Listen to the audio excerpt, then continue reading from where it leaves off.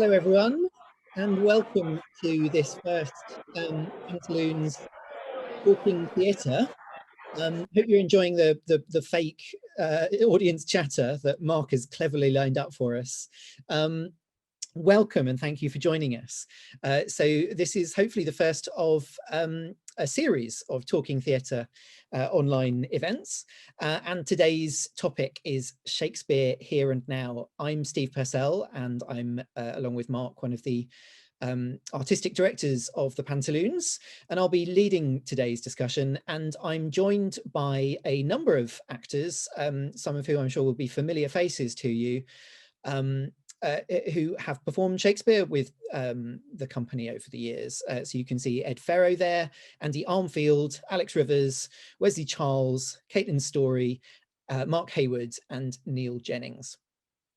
So we're used to thinking of theatre as taking place behind a fourth wall, in which the audience is imagined not to be present. One of the golden rules of naturalism, of course, is that you don't acknowledge the presence of the audience. And from the very start, that was something that we weren't interested in doing in the Pantaloons. We wanted to break that rule, and we wanted to see what happens when you bring the audience into the world of the fiction. We started off as an exclusively Shakespearean company, and obviously over the years have branched out to adaptations and other sorts of shows.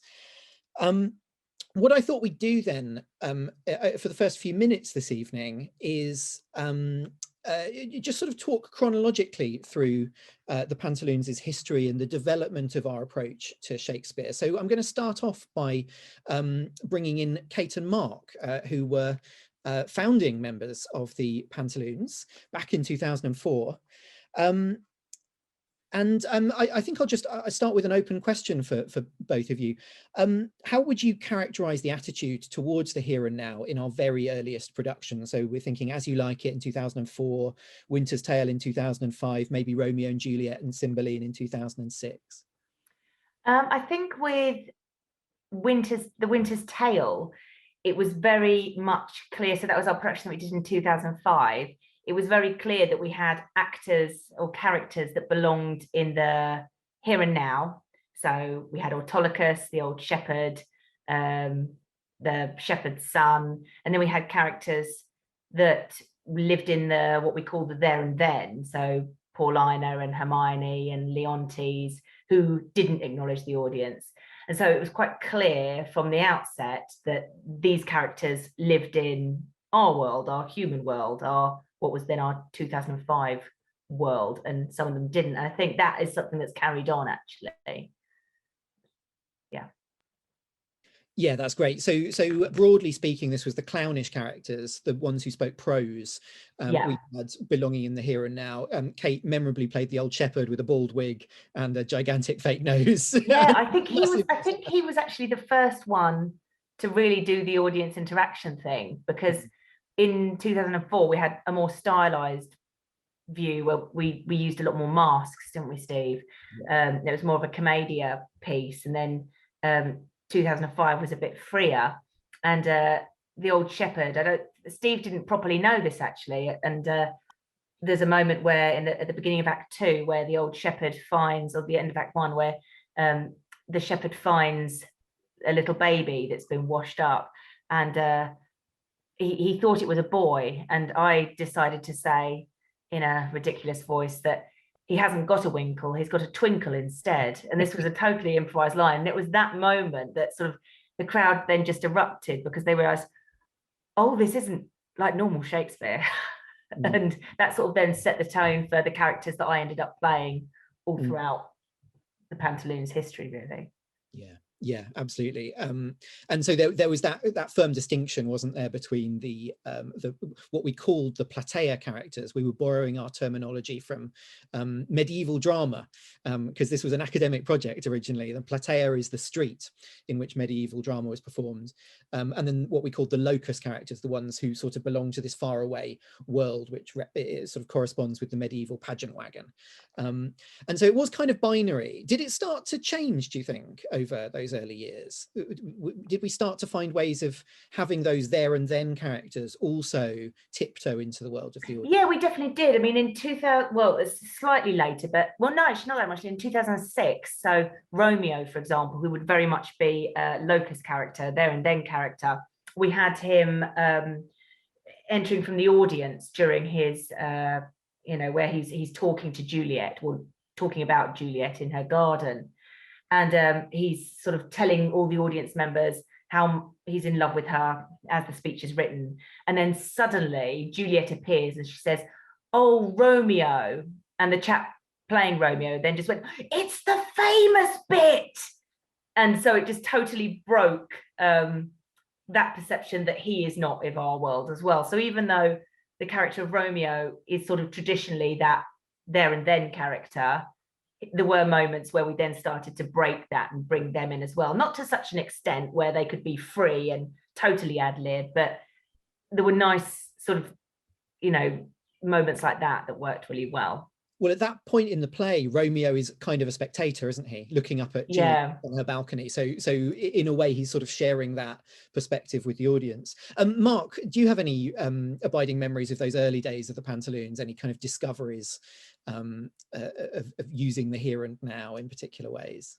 I think it was just the first time when we did As You Like It in 2004. It's the first time I'd ever done a performance outdoors. And I think that materially changes how you perform. And we sort of, having never done it before, I feel like you almost learn the hard way that things kind of have to be different by virtue of being outdoors. And I think that's a lot of our style came from that. And also we used to perform for free, commedia style, singing for our supper, as it were, busking, asking for donations for our performances. So it sort of changes how you perform, and I think you kind of have to begin to occupy the here and now, because you need to engage with the people watching you. You need to hold their attention if you're outdoors. You need to make sure that they don't wander off if you're busking. So a lot of that informed. Oh, sorry, I just muted Mark by accident by switching him to the. Can you unmute yourself, Mark? Yeah, I'm unmuted now. Sorry, I interrupted. I just wanted to show some photos. Perfectly what I'm talking about with our 2010 production of Macbeth, as pictured here.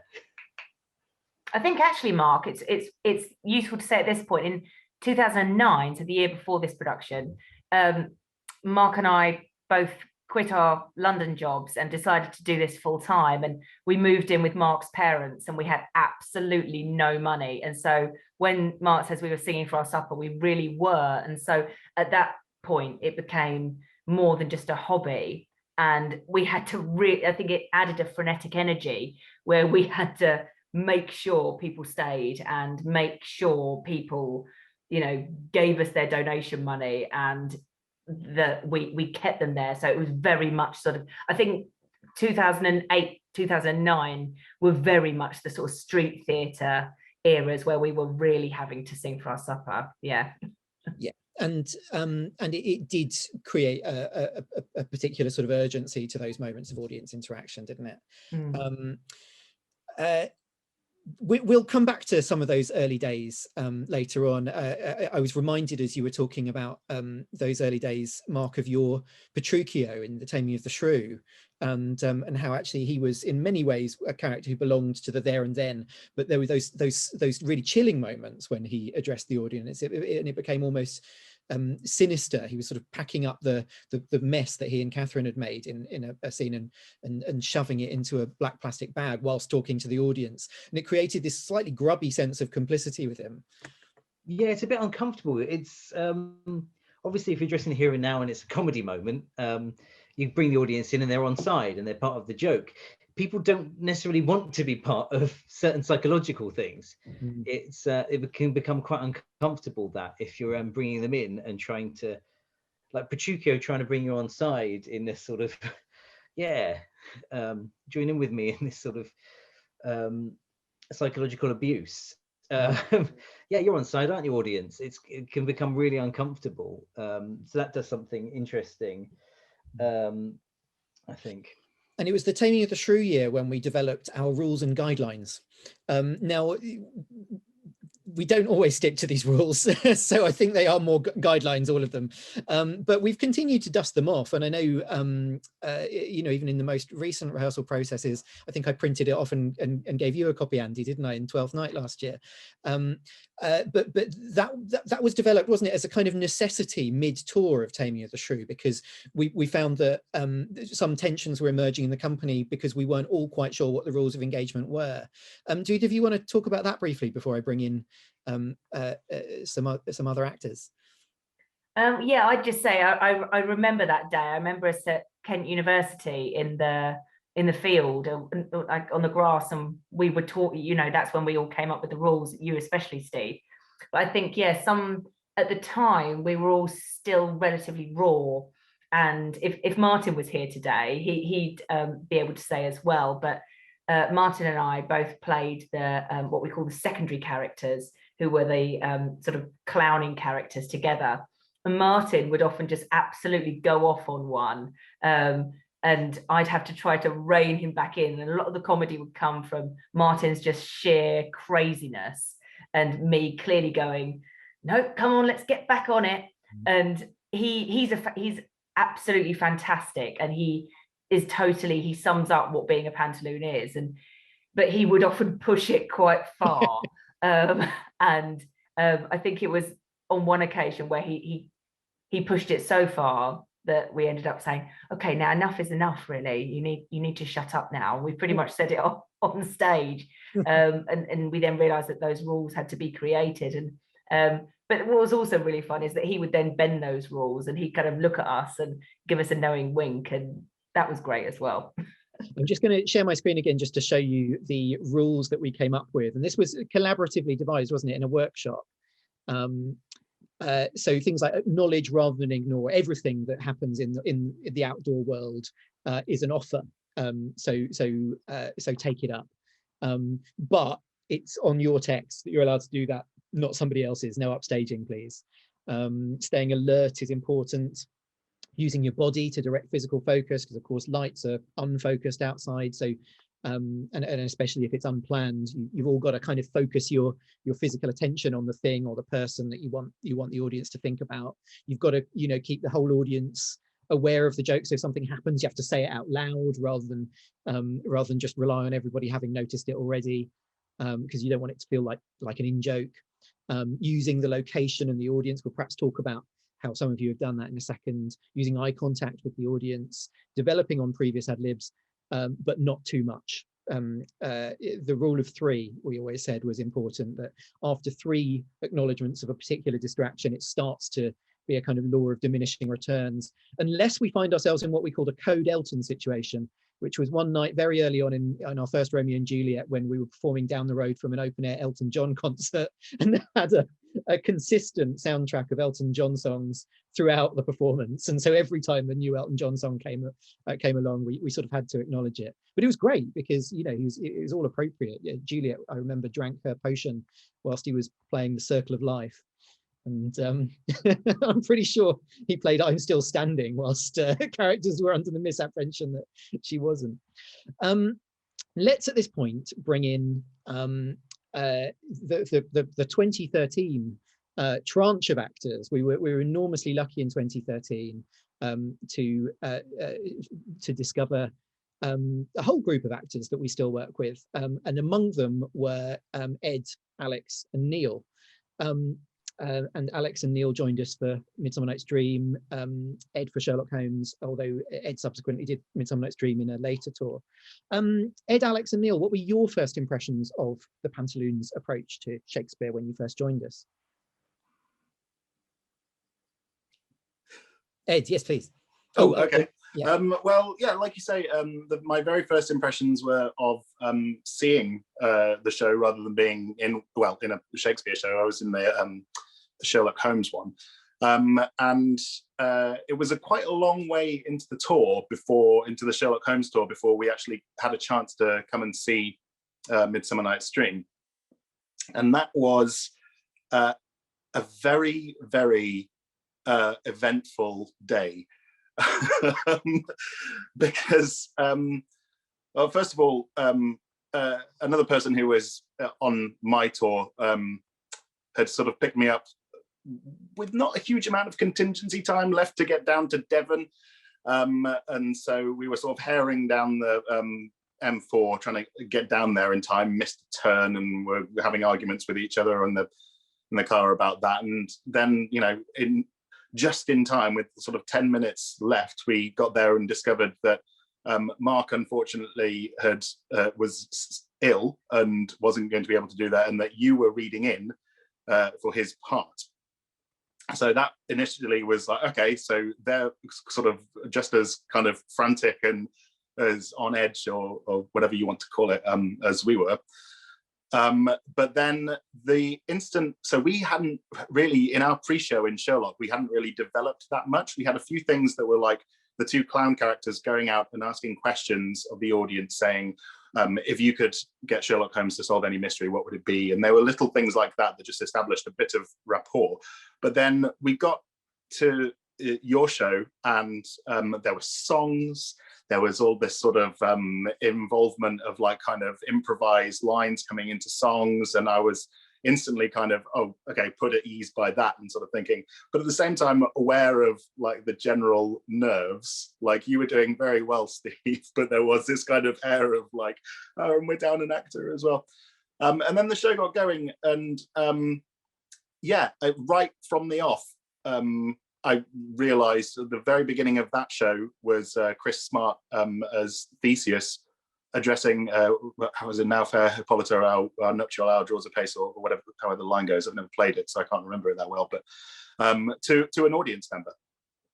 And so right from the off, it was this thing of engaging, you know, even before the show and then on the actual thing itself.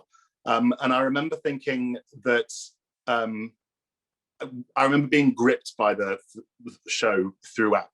Now, that was initially because of that first, you know, it's often said about plays that if you start well and you finish well, it sort of doesn't matter that much what happens in the middle. But there were so many other things going on in that show that I believe the lights were sharing a power source with a coffee machine that had been hired for the venue. And every time that they switched their espresso machine on, it shorted the lights, which was fine for the first sort of 45 minutes or so, but then began to become a bit of an issue.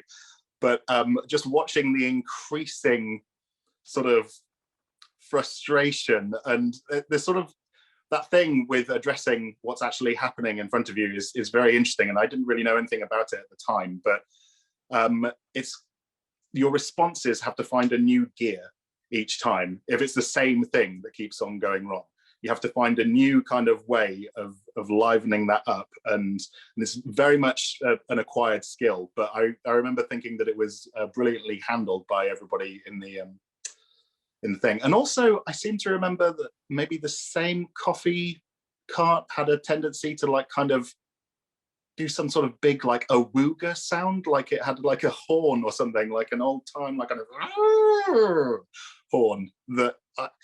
It's very difficult sometimes in a loon show when these things happen to know whether or not this is just happening by accident, or whether people Well, I remember that performance well, Ed, because that was one of the rare occasions when I actually performed in a Pantaloons show, and it was absolutely terrifying. It was also lightly drizzling as well, and I'm stood there with a very cheap copy of sort of Wordsworth or something of Midsummer Night's Dream, which is disintegrating in my hands as the lights short, and I'm doing a play that, you know, I don't know very well. But one thing that I was really struck by was how every single line about light and dark, and there's a lot of that in Midsummer Night's Dream because it's set at night and keeps referring to the moon, got a huge laugh. Seest thou the sweet sight, you know, stuff like that. Overcast the night, you won't be able to see anything. And suddenly all of those lines were getting all of this kind of extra resonance, almost like Shakespeare was in on the joke himself. Neil, did you want to come in? Yeah, I was going to talk about the fact that obviously my prior experience to Shakespeare before that was, you know, I'd done a lot of comic Shakespeare parts, but it was very much, we're doing Shakespeare, we're going to play the comedy, but we're going to play the comedy within Shakespeare, that sort of thing. And so the Loons was the first time that I had stepped into a show that just has that ability to change so quickly. You're still doing the same show and it's still the same text, but you are constantly, like you say, battling with different things. Maybe battling is the wrong word, but adjusting to different things that are happening. And as a result, the show that we rehearsed at the beginning felt like a completely different show by the end, because things were constantly evolving. Something would happen there and then, which we would respond to, but then we realized that the way that we'd responded to it had led to a completely new discovery of how that particular scene could be played. And the Midsummer Night's Dream is a classic example. The Theseus going into the audience talking to Hippolyta at the end, during the Mechanicals play at the end, the Pyramus and Thisbe. At the beginning, it was just designed that he would then go and sit in the audience with Hippolyta. But as I meant, there was a moment where he picked a Hippolyta quite early on who had left in the second half, and he didn't have that. So he'd taken to picking someone that had a boyfriend or a husband, or you know, someone with them, obviously. And just something had happened, and the guy had reacted very, very strangely. So Chris decided to play on it and removed the guy and put him on stage on a stool. And then I come out as bottom to deliver my big speech, and I hadn't even noticed at this point that he'd put this guy on stage. So I'm just about to deliver this speech, and I look over, and it's quite dark by this point, so the audience can very much see this guy. And I'm very much like, why isn't there a person on stage? But I didn't want to say anything. So I'm very much, and it was getting these huge, and it just became what we did from the rest of the show. Yeah. Because we realized how well the audience responded to that moment. I wonder if Chris, in our ever-evolving ensemble, plays a similar role in the ensemble to the one that Martin did in those early days that Kate described, in that we always need an anarchic force who's going to get everyone else to mess up, and that genuine kind of surprise and tension, that genuine sense that you don't really know what your fellow performer is going to do next, is actually somehow the fuel that makes our productions tick sometimes. Alex, do you have any memories that you'd especially like to share of here and now moments that that were sort of discoveries for you?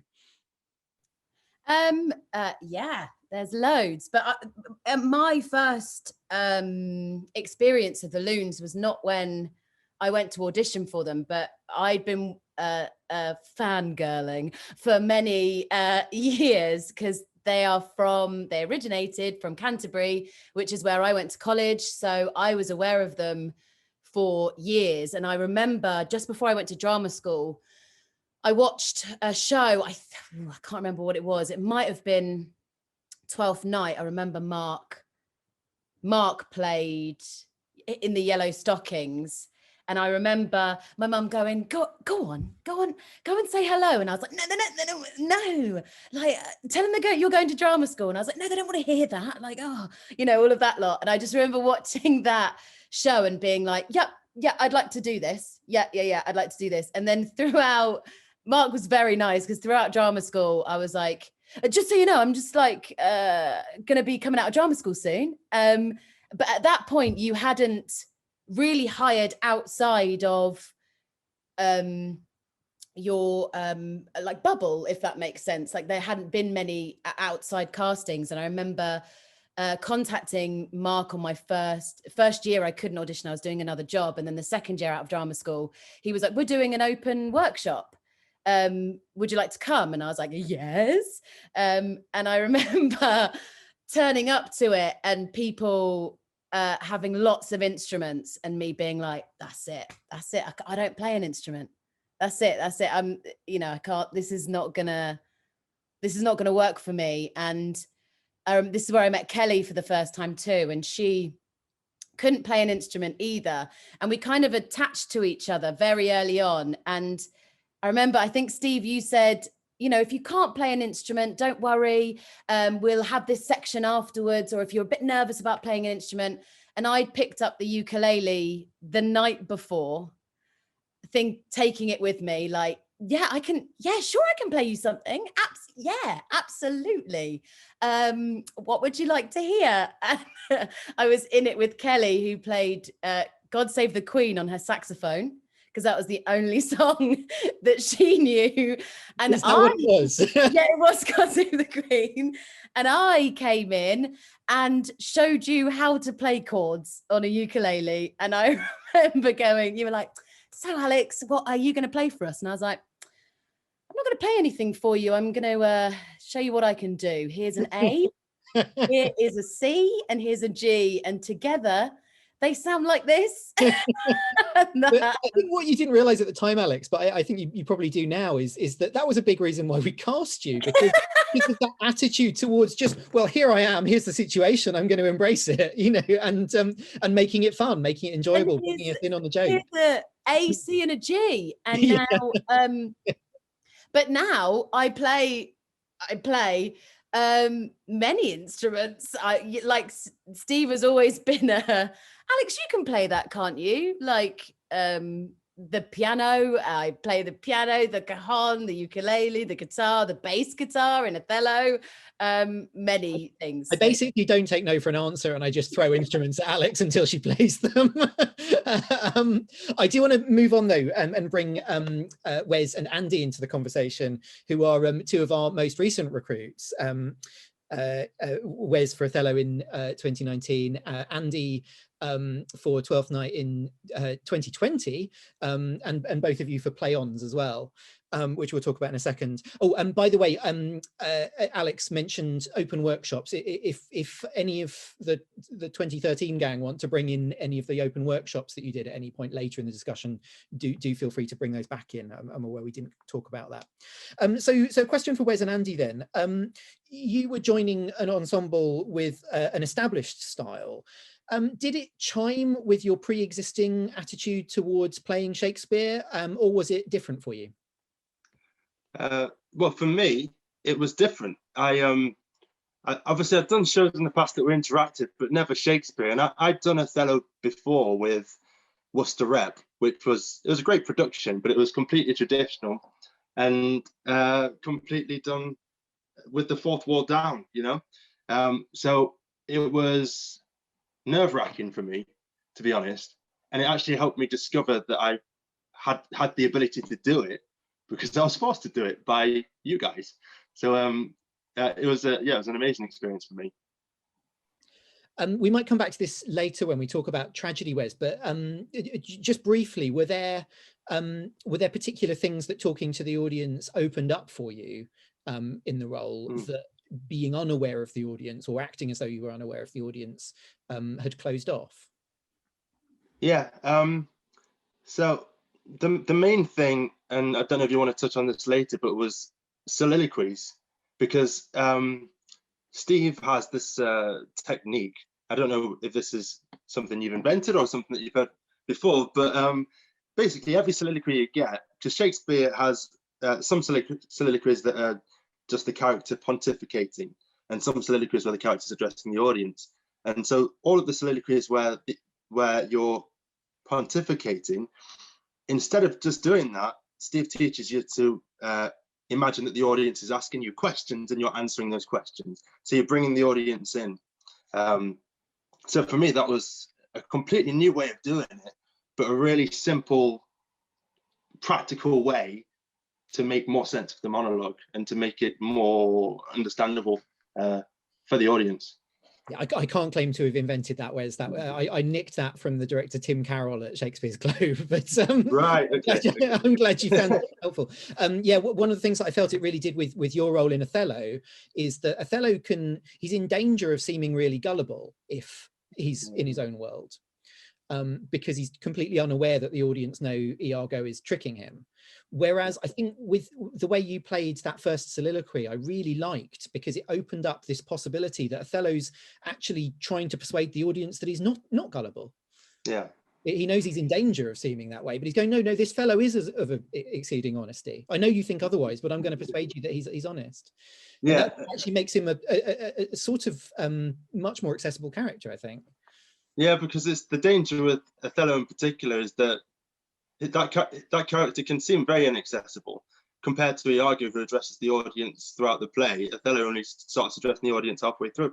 So it sort of lets you in on his thought process And it means that once you get to that point and the audience can see what Othello is thinking, what his reasoning is, he's pleading with them to believe him, that the audience is then screaming silently, hopefully, or verbally, Othello to properly understand what's going on in the play. So they're really on board and they're really invested. Yeah. Thanks, Wes. And Andy, how about you? So I think it was an interesting one for me. So I, as Steve said, came into doing 12th Night last year. And previous to that, I worked with a company called Folksy Theatre. And I'd done 3 open air Shakespeare tours where there was a lot of audience reaction, audience interaction, and audience reaction, of course, and lots of going into the audience. And we were really encouraged to, nick people's drinks and interact and do all that sort of thing.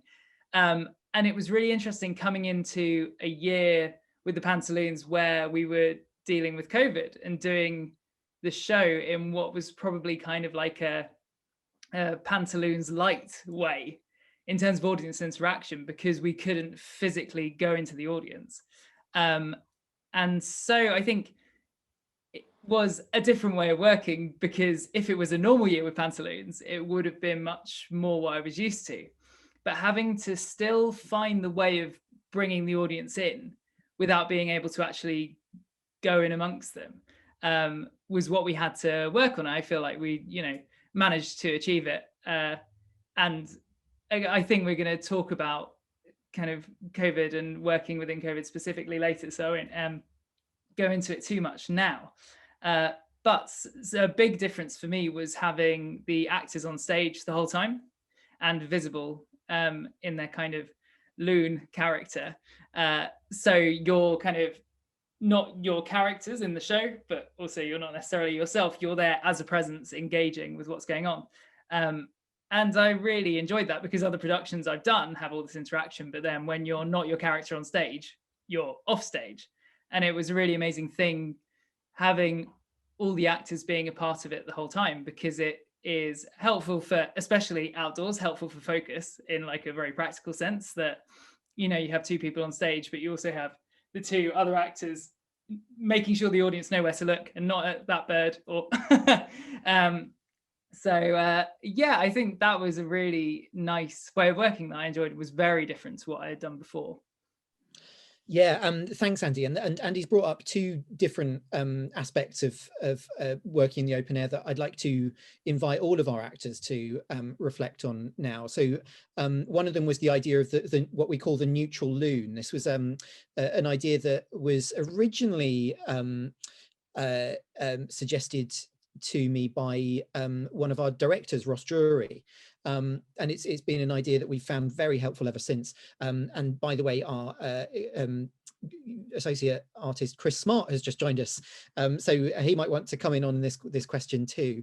Don't worry, Chris, I'm just about to ask it. Where was I going with that? So yeah, the idea of the neutral loon is something that we've explored. This is the version of you that you perform when you're visible at the sides of the stage, or perhaps breaking character, perhaps selling programs at the start. It's not necessarily you, but a kind of theatrical version of you. And then the other question is a broader one about how the open air conditions Shakespeare performance more broadly. And as Andy's point, the idea of kind of being in the here and now with the audience is not unique to us. A lot of other open air companies do it, and I think it's because it's an open air thing, isn't it? Whether it's the Globe or Folksy or Handlebars or whoever, there's that kind of seam, I think, runs through a lot of open air Shakespeare companies. Kate. Yeah, I was just going to say that I think in terms of the neutral loon, and also the fact of people being on stage the whole time, what started out as a necessity because it was street theatre and donations, like the neutral loon had to be there because we were often in a public park during daytime with grumpy old women walking their dogs across, shouting, well, I'm allowed to walk across here, I pay my council tax. That genuinely happened one time in Brighton during, I think it was Midsummer Night's Dream or Taming of the Shrew. And so we'd all have to be there, one to kind of go, sorry, could you maybe like move along, to these really scary teenagers that were smoking and drinking and hurling abuse at us. in 2009, but also just because we had nowhere else to be, and that was before we had sort of bigger sets, so we'd all have to be there. And then we realized, right, if we start looking at the really rowdy group of teenagers, then everyone else is going to start looking. So we had to practice this whole thing of like backing away, looking at the actors, and silently going up to the group of teenagers being like, guys, we'll give you some beer if you just leave, please. We didn't do that, just for the record. We didn't. Sadly, we couldn't afford the beer. I would have gladly given them beer to leave. But I think, yeah, the things that start off as necessity. I mean, when you're performing in a National Trust garden, you don't have that that sense of tension in the same way from the actors. But I think that's where the neutral loom started, because it had to. And I think that's the same thing with our style as well, is that so much of it started because it had to, and then it's sort of evolved from there, and we realized, oh, actually, yes, we have to do this, but it really works, and this is great. Just on that topic, Kate, I remember a breakthrough moment in the Romeo and Juliet tour when we were at the Scoop in London, a very, very busy free performance, and a gang of about 15 teenage kids on bikes, not motorbikes, just bikes. Oh gosh, yes. We're kind of circling around, shouting out and being quite disruptive. And actually the solution we found there, and you found this, was to include them.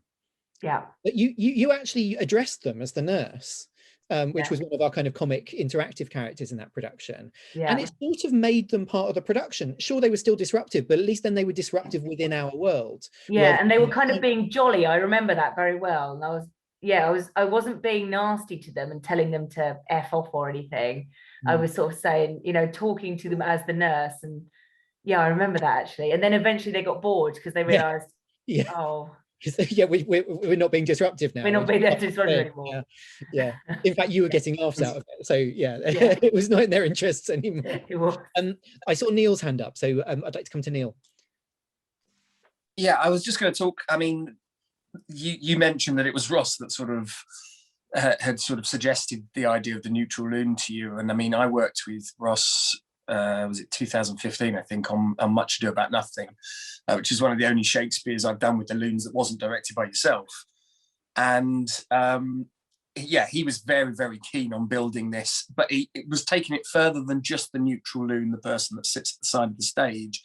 It's this almost exaggerated version of yourself, almost clown-like, that is not just the person that sits on the side, but also, when that weird, bizarre thing happens that you cannot make your character refer to, you then sort of slip back into to have a moment with the audience and do that. So it's not dropping out of character to become the actor, it's dropping out of character to become a slightly different character that you've created that is a version of you. And then watching how each different person, I know Chris has come to join us, and I've always thought of Chris's neutral loom as being this very sort of grumpy, sort of attacks the audience. If someone's drinking, he shouts at someone and he gets very het up and stuff, but it's not Chris doing it, it's just this version of him. And that was created right from the beginning. I remember Theseus very much having that. The line that always sticks in my head is "You're drunk, madam," and it just, that comes back time and time again. And I know that one of the things that I do quite often is, if something goes wrong, I just look at the audience and go, "Shut up," and just sort of move on. And that's my little neutral loom slipping through. And it helps to create, especially when you're at the signs, it helps to create some of those kind of joke moments that people need to, you're not in the scene, but you're used to reference something. Do any of you have any recollections of a here and now moment that has completely changed the course of a particular performance? Brought something completely new out of the play, or absolutely kind of dominated the play in an interesting way? Andy, yeah. This example is from 12th Night last year. As opposed to it dominating the play, I think it was very specifically a character thing for me while I was playing Malvolio. So we kind of set it up that one of his things was trying to enforce the COVID restrictions. So like keeping the correct distance apart and how many people were in their bubbles and things like that. And that was a thing for the audience, but also to do with the characters on stage. And in one of our shows, someone in the front row was very keen to throw us food. And Neil's character, Sir Toby, was very keen to get it. And of course, Malvolio was trying to stop this happening. And, you know, every other show, fun bit of banter, and then the audience members went, no, I won't. But in this one, they threw you a wagon wheel. And he caught it. Oh, very embarrassing as well. Malvolio tried to intercept, couldn't catch it. But I mean, great for the character. But for that show, that gave Malvolio more of a kind of anger than he had before. And I think before he really wanted to enforce the rules, but didn't have that real, Malvolio did not like those people in the front row. And it's so interesting that those things in the here and now then go into your character work and can, change how you feel about the show and how the show goes. Yeah, are you about to apologize, Neil? That's great. Just before we come to Neil, Andy, I'm interested to ask you, Andy, whether you think the level to which Malvolio was antagonistic with the audience changed their level of sympathy with him when he gets humiliated at the end? Perhaps. I think also, I think Malvolio was pallier than he could have been. I think in terms of how I've seen it played in other productions, I think he was my version of him was probably more likable than some. But yeah, I think you're right. In the certain circumstances where the audience pushed it a bit too much for him and Malvolio was more angry with them or whatever, I think definitely it would be quite easy for audience members to go, oh yeah, no, I don't like you now. You told me you're the government telling me what I don't want to, what I can't do now. But I do think, well, I mean, it's interesting because his journey's so big and he does get so hard done by at the end. I think generally even it's interesting to see how far you can push it one way to have to pull it further back the other way. So yeah, that was really interesting to play with. I saw Neil put his hand up, and I imagine this is related to what Andy was saying because Neil was in 12th Night too. It is. I mean, what I was just going to say, I ate that wagon wheel. Sorry, it was wrapped up, you know. But the reason I was thinking about 12th Night, but it goes with so many of the other shows that we've done, is something that popped into my head at a here and now moment that completely changes the course. Is something that I'm sure so many of the audience members know about, is the way the weather can change. And I was specifically thinking of one of the ones we did in 12th Night. It was Jen, who was playing Viola, my wife's birthday. And it had been a lovely, lovely day. And then about 20 minutes into the show, the most horrendous storm, wind, rain, but it would do this kind of almost pulse thing where you think it's going to get too bad and then it stops. And you're like, okay, we'll carry on. And then it gets really, really bad. And that changes the way that you do the show, because up to that point, you're very much trying to combine the nuances with the humor and all that. And at that point, we said to the audience, we can stop if you want. And the audience just went, no, carry on. We love it. So it very much the show became about hitting the major points and making sure they understood those bits. And here's quite a big speech, and this is what I normally say in this speech, but this is the bit you need to hear, and sort of changing the way that you approach the show so that the audience was still going to get the show, but there's no way they were going to pick up little tiny moments because we got like wind in our face like this being blown off stage. Interestingly enough, Neil, the very first ever Pantaloons performance was like that. It was As You Like It, and it got horrendously rained on to the point where we piled the audience into the indoor space. It was a chapel, and just kind of did an edited highlights of the show. Kate, is that an old hand or a new one? Sorry. Yeah, new hand. So I think it was 2006, we introduced the Pantaloon trope of getting a character to write a letter and use audience suggestions to create that letter. And we realized doing Romeo and Juliet that Tybalt, what is his, why does he have so much beef with Romeo? Yes, they're from rival families, but why does Romeo, we wanted to explore this relationship. So we had Tybalt writing a letter, and he'd ask, the audience, you know, for I need your help writing this letter. I need something that's really smelly, and I need something that's that's a really horrible TV program, and something that you wouldn't show to your grandma, and various things like this. And it would then create this letter. And sometimes the audience reactions were actually really dark, and you could kind of think, okay, this is why Romeo and Tybalt actually have genuine issues with each other, because of something that the audience member has said. Chris, welcome. Hello. Well, thank you. I'm sorry I'm late. Yeah, I was just thinking, the one that really springs to mind actually includes you, Steve. We were down in Devon, I think in 2015, and we were doing Midsummer Night's Dream, and Mark unfortunately had fallen ill. He was unwell. And that night, that particular performance, actually, I think was the first time that Ed had ever seen us perform. I'm just going to stop you briefly, Chris, because Ed's already told this story, but do tell it from your perspective. Of course he has. How dare he? He wasn't even in that performance. It's disgusting, really. No, I have another example as well, because I thought it's two sides of the same coin in a way, in that it was just such a perfect storm and so many things, including, like, I don't know if Ed even mentioned the huge sort of foghorn that went off at the end. Yeah, you've ruined the whole story. That's great. And it was, I think the thing that it was just such a perfect storm of so many different things going on that you couldn't help but change the course of kind of the play and the story. And, you know, a man, you know, using his phone as light on us to even, you know, and it was just something quite amazing. And without accepting it, without kind of engaging in that, it could have been an extremely awkward an uncomfortable situation, but instead it's just kind of one of those sort of performances, and hopefully for the audience that they will kind of never forget, and that this certainly no one here will ever forget, because they've had to hear it twice.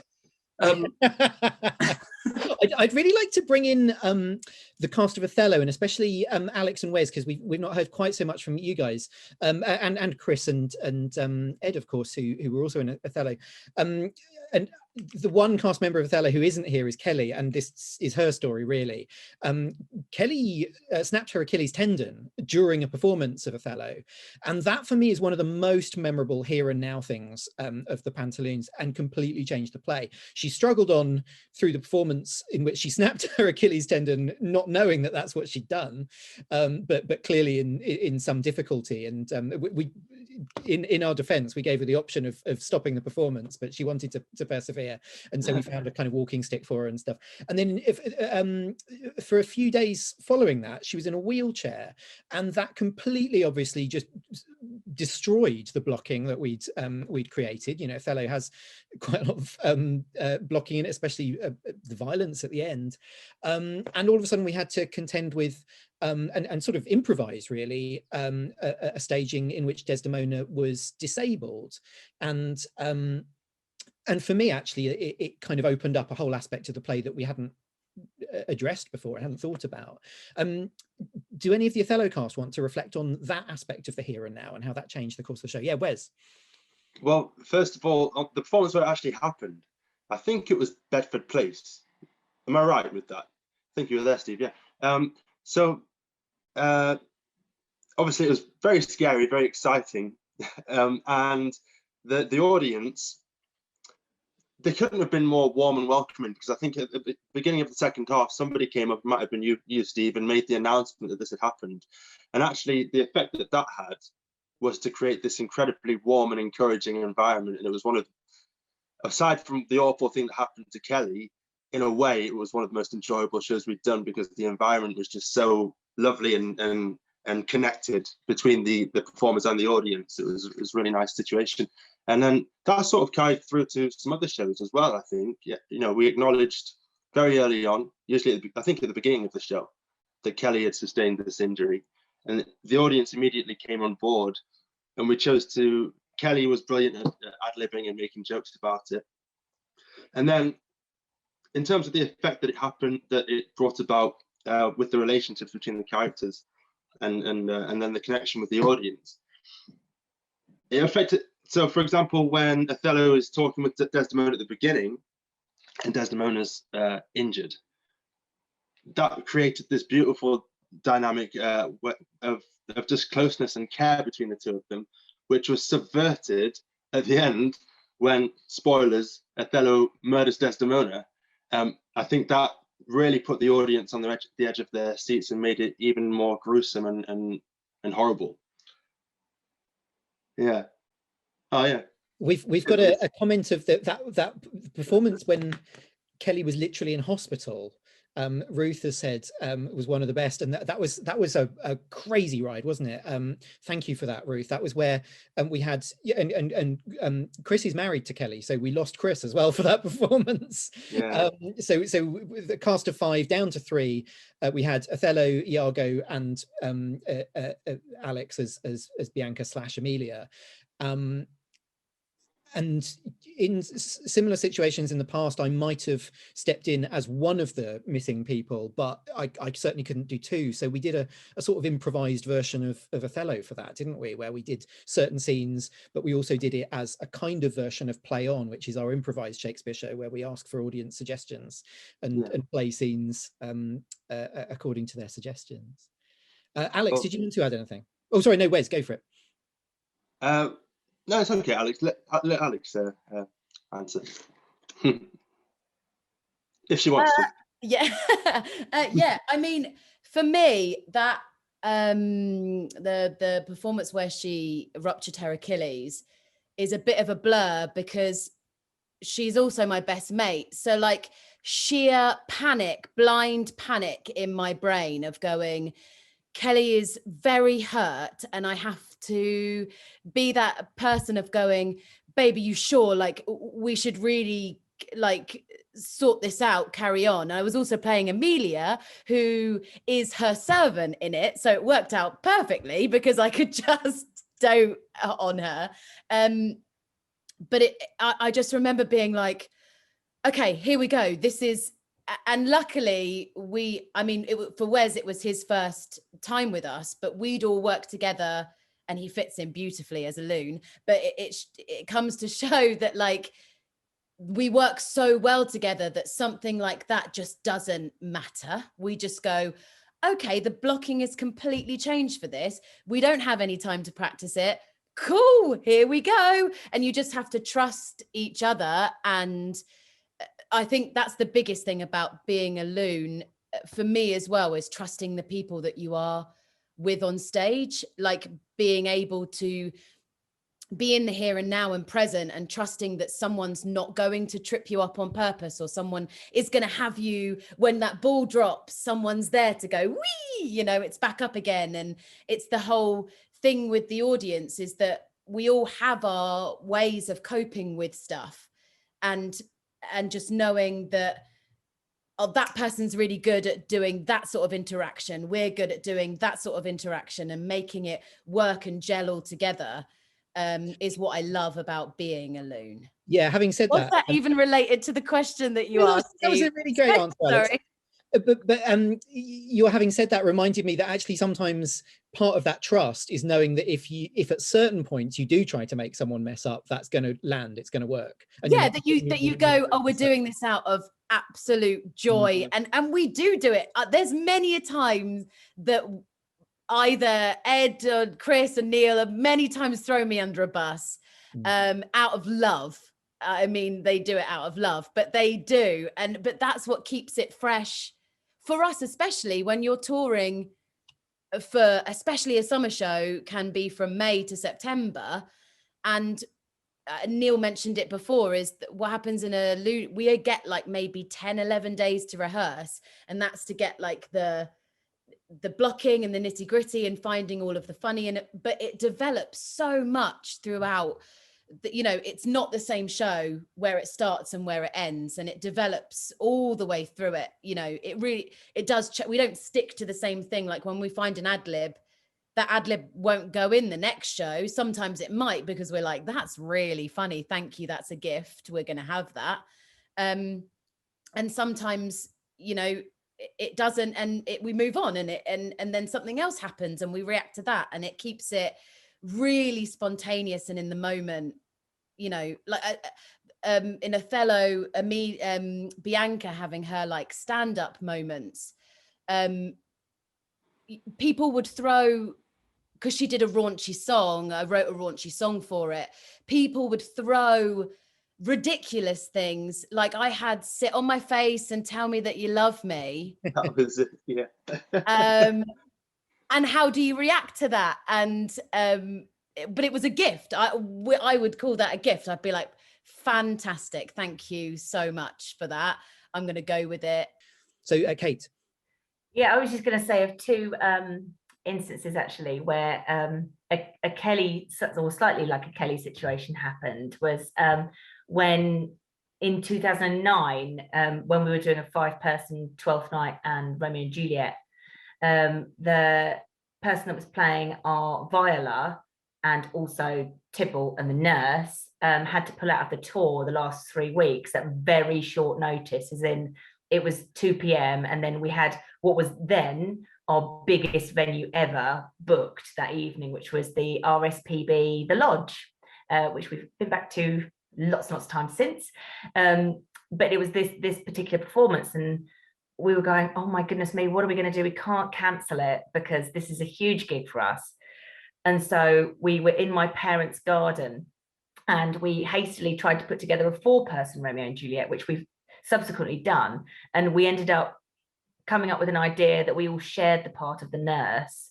And at one point I was playing Juliet, but I was also the nurse, and I was looking back, it's stupid, but I was talking to my skirt as the skirt was lying on the trunk dead, and I was talking to it. And then luckily, Steve, you again coming to the rescue, you came and played Viola the next night for us. I remember, and again had your clipboard with the disintegrating script on it. Thanks, Chris. And I'd like to finish by talking about the most recent Shakespeare we did, 12th Night, and the way in which it had a really unique here and now to deal with. It was, right in the middle of a global pandemic, a national lockdown, or just after a national lockdown, of course. This was just after we'd been allowed to do touring theatre again, and the theatre industry as a whole was kind of under this great existential threat. It was the first theatrical performance in most cases that our audience had seen for months. Andy and Neil, how did that particular set of circumstances of the here and now affect the way 12th Night played out? Neil. So it's easy to potentially look at all the negative sides of the thing. Obviously, one of the main things is that our audience numbers took a very severe downward dip, obviously, for the safety of everybody involved. So not only, as Andy was saying earlier, can you not do this thing of going into the audience if you're done, or stealing food, but also you're now trying to work with the here and now and create that same feeling that a show has with considerably less people in the audience. And I'm sure a lot of the other guys will sort of contest to the idea that having a small audience sometimes really feels like an uphill battle sometimes, because bigger the audience, the more people are giving everybody else permission to laugh. It's this idea that, if you've got 6 people are looking around and trying to see whether the other people are laughing, even if they find it funny. Whereas if you've got 60 people, it's a slightly easier thing. So it really, but also offering you so much in terms of extra dialogue, extra ad-libs, reasons. I mean, the show itself is very much about restraint and trying to hide and hold back something. And when you're actually, I think one of the things that we did, obviously it was me and my wife Jen, and it was Andy and his partner Jodie, and we were separately bubbled. So it was the 2 of us and the 2 of us. So we created a show in which those 2 sets of people, regardless of the characters we were playing, didn't interact physically in the show. And it gave us a lot of comedy, but also a lot of the drama when 2 characters who physically are not allowed to touch each other, but have a moment where there's that sort of desire to want to be there, or that reason to want to be part. It really highlighted it. Yeah, I remember the power of "Do Not Embrace Me." Viola and Sebastian at the end, the reunited twins. They've just been reunited, having each thought the other was dead, and you really want them to hug. And then the text says, "Do not embrace me until." Viola says, "Do not embrace me until I've got my female clothes back on." And so it kind of gave us a reason to keep you, Andy and Jen, physically apart. Andy, did you want to add anything? Yeah, so I think, I mean, basically all the same stuff. No, there was something specific. Oh yeah, the scene with Olivia and Cesario, where they're kind of, well, obviously Olivia's in love with Cesario and they're having this kind of flirty thing where you might usually, in other productions I've seen, the comedy comes from, or the kind of drive of the scene comes from them touching each other, or Olivia wanting to touch Cesario and that. And, you know, in a normal production, you just do it and have them touch and see what you can do with that. But it was really interesting. And that was actually one of my favorite kind of scenes that was affected by the restrictions, was that you couldn't have them just do that. You couldn't have Olivia just go and grab her and try and kiss her. You had to keep them apart. And it created like a whole different tension in the scene that I've not seen before in a production of 12th Night. So I thought, yeah, that was really, really cool. And also in less of a kind of affecting the here and now of the show way, but in general for the tour, even though you had these smaller audiences and often it was harder to gauge if they're enjoying it, like Neil said, because of, you know, them maybe being a bit uncertain about how like loud they could be or whatever. The individual reactions of people coming and saying to us, like, this is the first time I've left my house in 6 months. And that whole thing was really amazing to be, just to be touring and being able to actually do the show and bring the show to these people who hadn't been able to leave the house, or, you know, hadn't seen their mates for however long and saw them at the show. It was a really, really beautiful thing. And for us as actors, after like a really difficult beginning of the year, it was amazing to be doing the tour as well. I mean, one of the moving things about that was how that's kind of Olivia's situation in the play.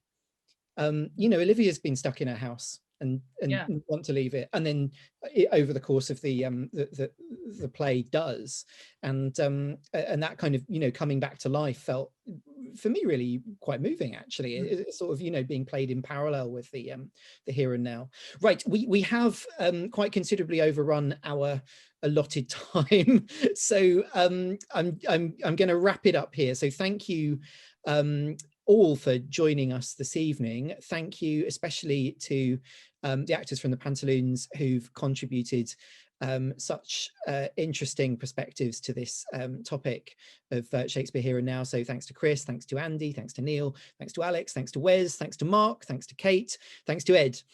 And thanks to all of you for joining us.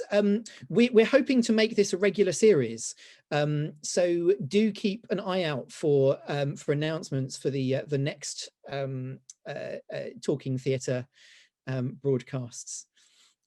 I'll say good night there. Good night, everybody.